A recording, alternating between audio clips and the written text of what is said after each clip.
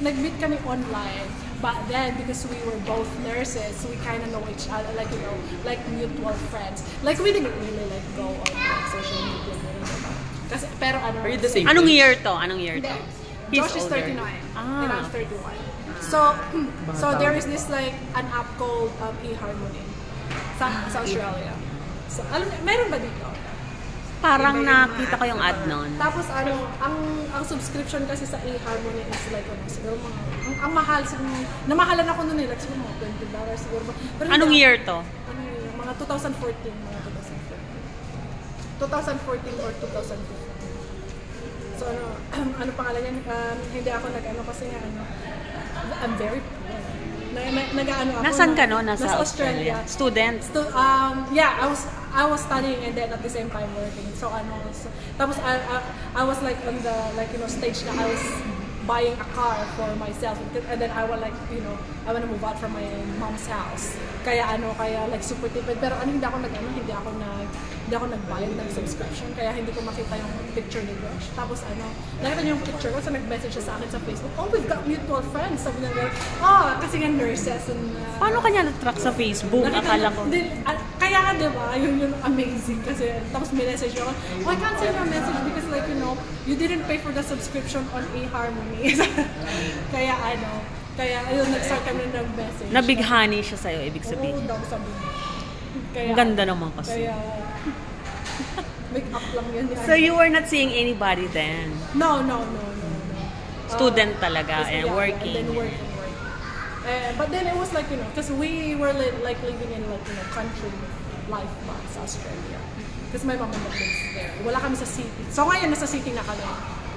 After Josh and I bought a house.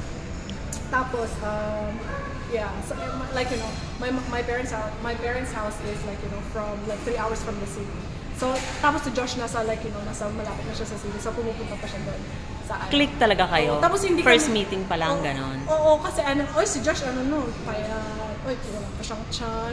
Black pa yung, kung nakikita niyo man si Josh is white. Dahil daw sa akin. Kaya dati black kayo. Kaya Bakit? Tapos kasi nga Filipino wife na. I married a Filipino wife. Of course, I'm going to have white hair. Ganun siya. Kaya pero naman siya. Like, you know, he's like very nice. Amazing. So how old were you po nung nagkita kayo? 2014?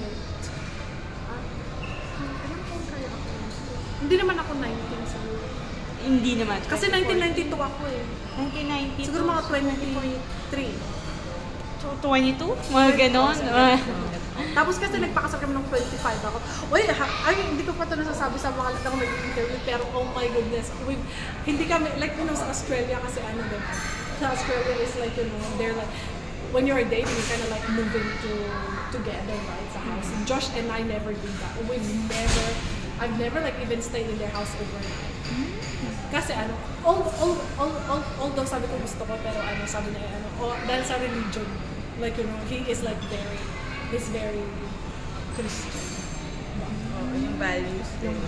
Pero bakit wala kang tiyan? Anong diet mo? No rice kasi ba yan? Kasi celiac ako. I need to be gluten free.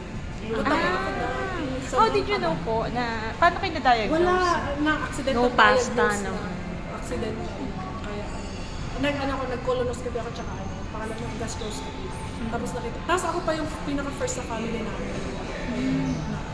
Kaya, ano naman ang origin ng mga names ng anak mo?